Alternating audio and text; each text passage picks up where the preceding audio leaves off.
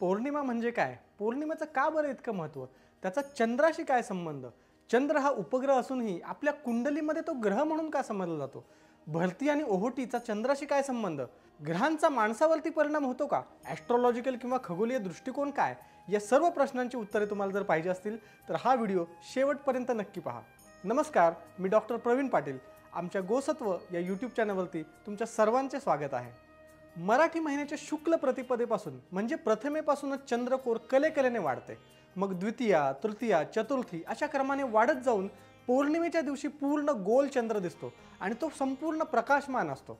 आणि ज्योतिषशास्त्रानुसार चंद्रबळ सुद्धा वाढलेले असते.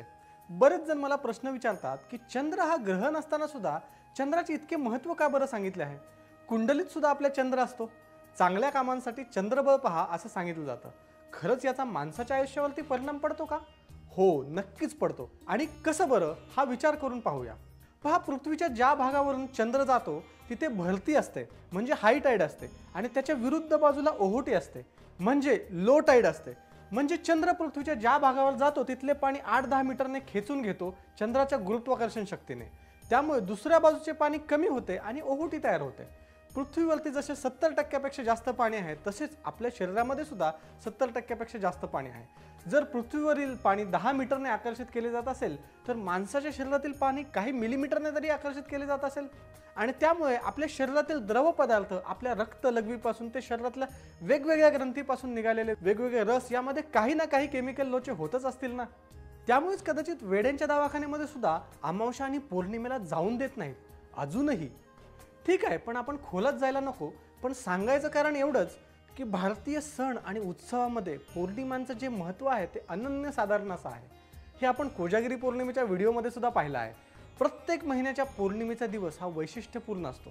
जसं की चैत्र पौर्णिमेला हनुमान जयंती येते. कदाचित यातून संदेश द्यायचा असेल की स्वामीनिष्ठा कशी असावी ही हनुमानापासूनच शिकावी. व्यायामाचे बलाचे महत्त्व हनुमानापासून समजून घ्यावे. वैशाख पौर्णिमेला बुद्ध पौर्णिमा येते. प्रेम, अहिंसा, शांतीच्या संदेशाची शिकवण हा दिवस देत असतो. ज्येष्ठ पौर्णिमा ज्यावेळेला येते त्याला आपण वटपौर्णिमा म्हणतो. आयुर्वेदातील बहुगुणी असे वडाचे झाड अखंड ऑक्सिजन देणाऱ्या आपल्याला आणि प्राणीमात्रांना गारवा देण्याचं, पर्यावरण टिकवून ठेवण्याचं वटवृक्षाचे महत्त्व कदाचित यातूनच सांगायचं असेल. आषाढ पौर्णिमा म्हणजे गुरुपौर्णिमा. ही गुरु आणि शिष्याचं नातं कसं असावं आणि त्याची महती पटवून देण्यासाठी हा दिवस असावा. आताच्या काळामध्ये पूर्वीसारखे गुरुकुल पद्धती नसल्यामुळे गुरु आणि शिष्यांचं नातं पुसट होत चाललं आहे. प्रत्येकाला आयुष्यात वेगवेगळ्या टप्प्यावरती मोठा करणारा त्याचा कोणी ना कोणी गुरु असतोच. आणि कदाचित याचा विसर पडू न द्यावा म्हणूनच हा सण साजरा केला जातो.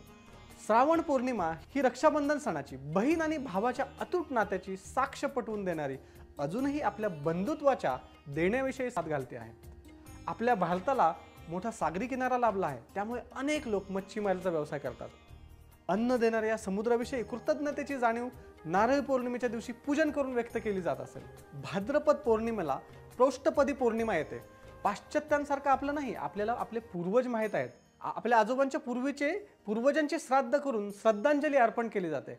अश्विन पौर्णिमा कोजागिरी पौर्णिमे घेऊन येते. या दिवशी सदैव सर्वच बाबतीत जागृत राहण्याचे महत्त्व लक्ष्मी पटवून देत असते. पावसाळा संपलेला असतो. वातावरणात धुलीकणांचे प्रमाण कमी झाले असल्यामुळे, आकाश निरभ्र असल्यामुळे पौर्णिमेच्या टिप्पूर चांदण्याचा आनंद कोजागिरी पौर्णिमेच्या रात्री अनुभवता यावा यासाठीच कदाचित हा सण नाही ना. या दिवसाचा एक स्पेशल व्हिडिओ आपण केलाच आहे. कार्तिक पौर्णिमेला त्रिपुरारी पौर्णिमा येते. या दिवशी भगवान शंकरांनी त्रिपूर नावाच्या राक्षसाला ठार मारले. शंकराच्या या पराक्रमाला त्रिपूर विजय म्हणतात. आपल्या मनातील षडरिपू म्हणजे 6 विकार, काम, क्रोध, लोभ, मद, मोह आणि मत्सर हे निघून जावेत हा संदेश या त्रिपुरारी पौर्णिमेच्या दीपोत्सवातूनच कदाचित द्यायचा असेल. मार्गशीर्ष पौर्णिमेला श्री दत्त जयंती येते. ब्रह्मा, विष्णू आणि महेश म्हणजे श्री दत्तात्रयांची जयंती या दिवशी साजरी केली जाते. निर्मिती, उत्पत्ती, पालन, स्थिती आणि अशुभाचा लय करणारी ही शक्ती, या शक्तीची जाणीव आणि अनुभव घ्या असंच तर यातून शिकवायचं नसेल ना. पौष पौर्णिमेला शाकंभरी पौर्णिमा म्हणतात. या दिवशी शाकंभरी देवीचा उत्सव साजरा केला जातो. या दिवशी देवीला नैवेद्यामध्ये दाखवल्या जाणाऱ्या 60 प्रकारच्या भाज्यांचा समावेश असतो. तसेच 60 प्रकारच्या कोशिंबिरीचाही समावेश असतो. आता एकत्रित कुटुंब पद्धतीमध्ये हे सर्व शक्य होते.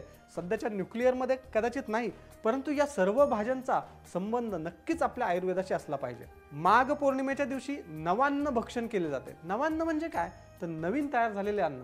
कोकणामध्ये हे अजून सुद्धा केले जातं.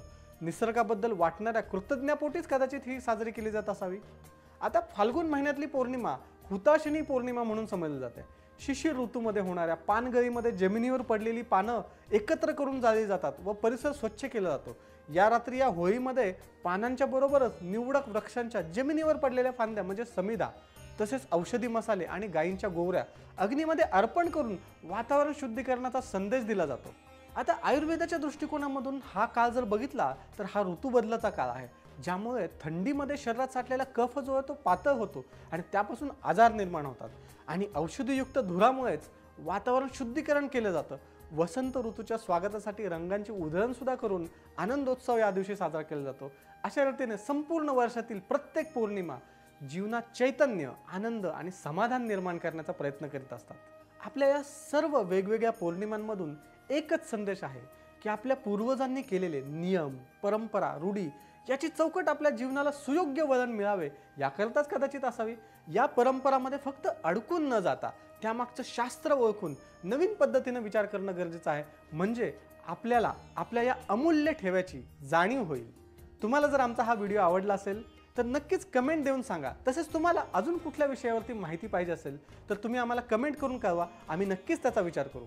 आमचे चॅनल आवडले असेल किंवा आजच्या व्हिडिओमध्ये काहीतरी नवीन माहिती मिळाली असेल तर अजून अशीच नवनवीन माहिती मिळवण्यासाठी आमच्या गोसत्व या चॅनलला सबस्क्राईब करा व बेल आयकॉनला क्लिक करा, म्हणजे आमची माहिती तुमच्यापर्यंत पोहोचत राहील। तसंच तुमच्या मित्रमंडळींनाही ही माहिती शेअर करायला विसरू नका। धन्यवाद।